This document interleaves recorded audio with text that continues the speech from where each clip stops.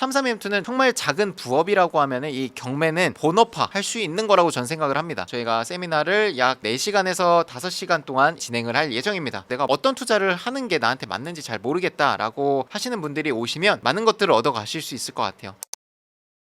안녕하십니까. 안녕하세요. 오늘 주제는 33M2 vs 경매투자입니다. 둘 다 해보셨잖아요. 어떤 차이점이 있고 어떻게 투자를 하셨는지, 내가 33M2 투자할까? 차라리 이 돈으로 경매투자할까? 고민이 있으신 분들이 있을 것 같아가지고 오늘 영상을 준비해 보았습니다. 24년을 정리를 해보자면 큰 카테고리로 봤을 때 경매 투자와 33M2 전대차 임대를 했었고요. 교육생들 양성하는 데 좀 많은 힘을 썼기 때문에 제 개인적인 투자는 소홀하지 않았나 생각은 하지만 그래도 뭐 세전 매도 차익으로 계산을 하면 1억이 조금 안 되게 나오기는 하더라고요. 제가 이제 다주택자이기 때문에 공시가 1억 초과되는 주택을 투자할 수는 없습니다. 취득세가 12%이기 때문에 작년에 보니까 세 채를 투자를 했더라고요. 두 채는 빌라. 첫 번째 물건은 제가 안산의 팔곡이동이란 동네에서 빌라를 낙찰받고 매도를 3개월 만에 했었고요. 단독 낙찰로 받았었고 매도 차익을 4천만 원 정도 만들었던 기억이 있습니다. 그리고 연말에 인천시 서구 당하동에 있는 물건 영상으로도 제작을 했었는데 낙찰 받고 내부에 바로 들어갔었죠. 왜냐면 집이 공실 상태였고 문이 열려 있었어요. 그래서 내부를 잔금 납부하기 전에 세팅까지 완료해서 광고를 하고 있는 상태입니다. 분위기가 안 좋아가지고 계약까지 되지는 않았지만 꾸준히 손님들이 와서 보고 있습니다. 9,500만 원에 낙찰 받아서 1억 3,500만 원에 지금 매도 진행을 하고 있으니까 세전으로 이것도 한 4천만 원 정도 차익이 남습니다. 매도가 되는 대로 여러분들한테 소식을 전해드릴 예정입니다. 24년 6월 7월인가 낙찰받은 오피스텔이 하나 있습니다. 방송으로 노출하진 않았던 것 같은데 전세로 풀핏 세팅 했고요. 1억 2천에 낙찰 받아서 1억 4천에 전세를 마쳤습니다. 오피스텔은 지금 당장 매도가 안 되기 때문에 전세 세팅이나 월세 세팅을 하시는 게 좋습니다. 하지만 이제 좀 공격적인 투자자분이 아니라면 저는 될 수 있으면 월세 쪽으로 잡으시는 거를 좀 권장드리긴 합니다. 아무래도 전세 시장이 지금 굉장히 또 불안하고 보증보험에 대한 한도를 낮출 여력이 있기 때문에 전세보다는 이제 월세 세팅하는 게 좋지만 저는 이제 좀 더 공격적으로 하기 위해서 전세 세팅을 했습니다. 오피스텔은 전세가보다 한 2천 정도 더 높게 형성이 돼 있습니다. 그래서 거래는 지금 어렵지만 시세 자체는 어쨌든 전세 플러스 2천 갭이기 때문에 세전으로 했을 때 4천 차익 정도가 됩니다. 그래서 3개 물건 다 세전으로는 4천 차익이지만 각종 취득세나 법무비 기타 비용들을 제외하고 나면 약 한 8천만 원 정도 세후로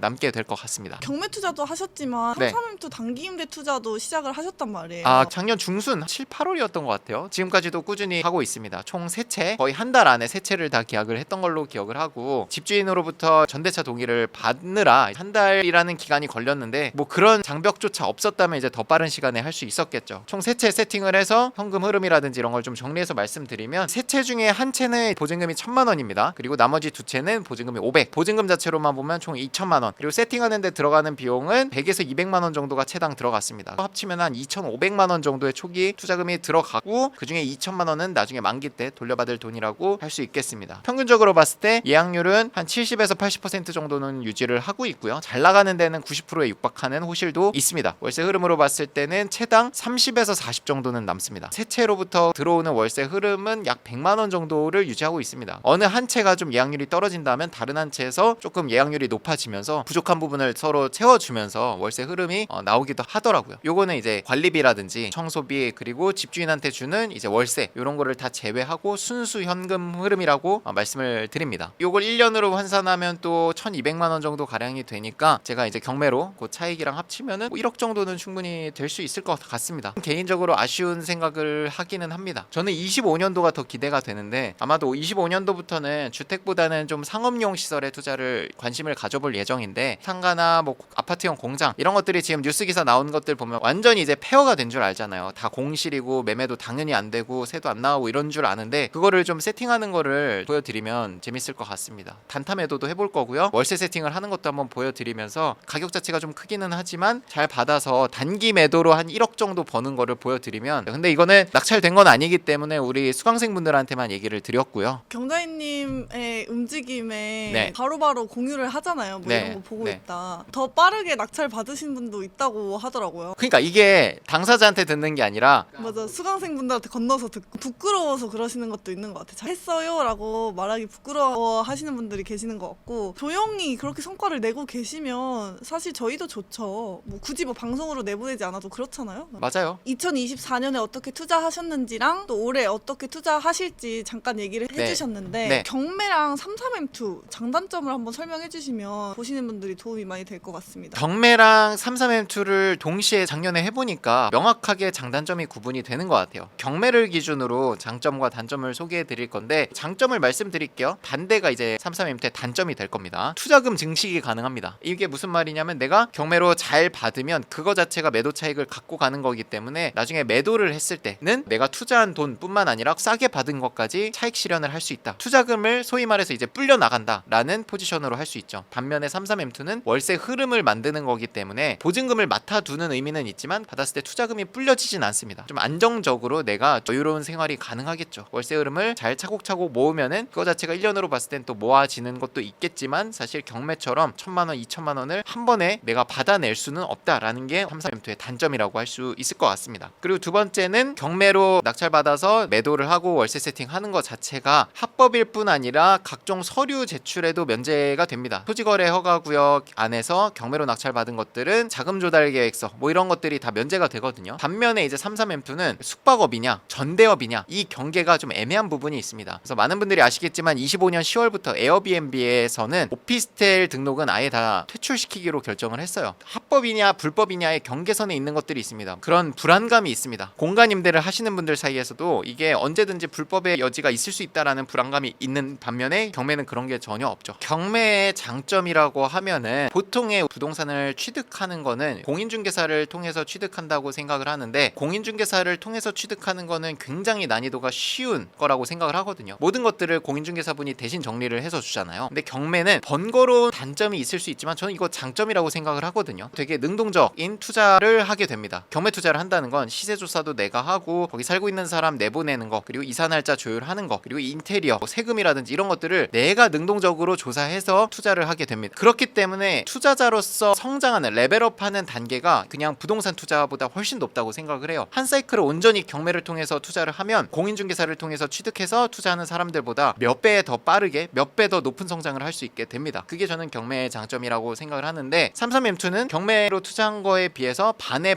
반도 성장을 안 한다고 생각을 합니다. 기본적으로 남의 집을 빌려서 전대차를 주는 거기 때문에 부동산을 취득도 안 하고 월세 계약만 하면은 사실 집 세팅을 이쁘게 해서 광고만 올리면은 33M2가 완벽하게 세팅이 되는 거거든요. 내가 투자자로서 성장하는 데는 굉장히 큰 한계가 있다고 생각을 합니다. 내가 33M2를 10채 굴린다, 20채 굴린다 라고 해서 경매로 한두 채 투자한 사람에 비해서 훨씬 더 투자자로서는 덜 성장된다고 저는 생각을 하거든요. 집주인이 되지 않는 포지션이기 때문에 그래요. 그 책임감, 그 무게감이 없습니다. 왜냐면 남의 집을 빌려서 하는 거기 때문에. 그럼 33M2의 장점은 없나요? 제가 한 달 만에 계약을 해서 바로 33M2로 올렸었죠. 그게 33M2의 장점입니다. 굉장히 작은 돈으로 빠르게 투자가 가능하다는 장점이 있습니다. 원룸으로 쳤을 때 보증금이 한 500에서 비싸야 1000만 원인데 그 정도의 투자금 플러스 안에 세팅하는 뭐 이런 거 한 100만 원 정도만 있으면 투자가 가능합니다. 그거의 반대가 이제 경매의 단점이 되겠죠. 1000만 원 이내로 투자 가능한 물건은 거의 없습니다. 왜냐면 취득을 해야 되기 때문에 취득세, 뭐 법무비, 뭐 대출이 100%가 나오는 게 아니기 때문에 80% 나오면 한 20% 정도의 내 투자금이 있어야 됩니다. 그러면 보통 한 3천만 원, 4천만 원이거든요. 내 돈이. 목돈이 33M2에 비해서 한 3, 4배 정도는 있으셔야지 온전한 투자가 가능하다는 게 경매의 단점이자 33M2의 장점이라고 할 수 있습니다. 그리고 이제 경매의 단점인데, 잘못 배워서 투자하면 보증금을 날릴 수도 있습니다. 하지만 33M2는 보증금을 날릴 우려가 없죠. 왜냐면 경매로 내가 취득을 하는 게 아니라 전대차를 받는 거기 때문에 집주인한테 보증금을 맡기죠. 하지만 경매는 10% 보증금을 법원에 입찰할 때 내지만 내 실수로 인해서 낙찰이 되면 그걸 돌려받을 수 없게 되죠. 이런 분들은 경매가 좋고 또 이런 분들은 33M2를 해보시는 게 좋을 것 같다, 이런 게 좀 있을까요? 이런 분들은 33M2를 하시면 좋겠다라는 거를 쭉 말씀드릴게요. 첫 번째는 사업자를 낼 수 있는 분들, 예를 들면 뭐 공무원 분들이나 대기업에 다니시는 분들이 이 사업자 내는 거에 대한 제약이 많거든요. 그러지 않은 분들 중에서 시간 소요가 그렇게 크지 않은 부업을 찾으시는 분들, 시간 소요가 적다는 거는 제 기준에서 뭐 배달을 한다던가 대리 운전을 한다던가 이런 거보다 시간 소요가 훨씬 더 적은 부업을 찾으시는 분들한테는 적합할 것 같습니다. 그리고 두 번째는 서비스업 쪽에 경험 있으신 분들은 좀 유리할 것 같습니다. 33M2로 단기 임대로 들어오시는 하시는 분들이 어쨌든 계속 고객이 바뀌거든요. 바뀌다 보면 뭐 안내해야 될 사항도 많고 각종 CS를 접할 일도 많은데 대응하는 경험이 좀 있으신 분들은 좀 유리할 것 같습니다. 그리고 세 번째는 미적 감각이 뛰어나신 분들, 가구 세팅이라든지 아니면 사진을 예쁘게 찍으시는 분들, 이런 분들은 내 매물을 더 돋보이게 하는데 좀 유리할 것 같습니다. 33M2로 오시는 게스트분들이 올려놓은 사진들이라든지 가구 배치 이런 것들을 보고 호감을 사서 계약을 하시거든요. 그래서 이런 걸 잘 찍으시는 분들은 좀 유리할 것 같습니다. 그리고 마지막 네 번째가 거주지가 서울 경기 중에서도 마포, 강남, 뭐 서울역, 분당 이런 데처럼 이제 직주 근접이 좀 좋은 동네에 살고 계신 분들은 매물을 관리하는데 좀 유리할 것 같습니다. 세팅하는 물건지랑 내가 살고 있는 집이 거리가 너무 멀면 관리하는데 좀 어려움이 발생됩니다. 이게 가까우신 분들은 급하게 또 가야 될 일이 있을 때 유리할 것 같습니다. 이렇게 네 가지로 한번 정리해봤네요. 이런 분들은 오히려 경매가 낫다. 좀 더 능동적으로 내가 투자자로서 성장하고 싶다. 그러니까 사실 33M2는 물건 종류 자체가 굉장히 제한적이잖아요. 근데 경매는 제가 첫 교육 때는 이제 빌라 기준으로 말씀을 드리지만 결국 빌라를 배우고 나면 아파트도 할 수 있고요. 오피스텔 투자도 할 수 있고 더 나아가서는 아파트형 공장 그리고 상가 이런 것까지 진출을 할 수 있거든요. 그러면 33M2와 비교되지 않는 훨씬 더 큰 월세 수익률, 매도했을 때 차익 이런 것들을 누릴 수가 있게 됩니다. 33M2는 정말 작은 부업이라고 하면은 이 경매는 본업화 할 수 있는 거라고 전 생각을 합니다. 좀 더 내가 투자자로서 큰 성장을 만들고 싶다. 경매가 더 잘 어울릴 것 같습니다. 어떤 투자법이 나한테 맞는지 모르겠다. 네. 이러시는 분들이 많잖아요. 맞아요. 다양한 교육들이 있는데 이걸 한 곳에 모아서 2월 달에 세미나를 준비를 하고 있지 않습니까? 네. 소개해 주시면 좋을 것 같습니다. 2월 22일 날 본 IF YP 센터에서 저희가 세미나를 약 4시간에서 5시간 동안 진행을 할 예정입니다. 이 자리에서는 여러분들께서 우리 PD님이 말씀하신 대로 내가 어떤 투자를 하는 게 나한테 맞는지 잘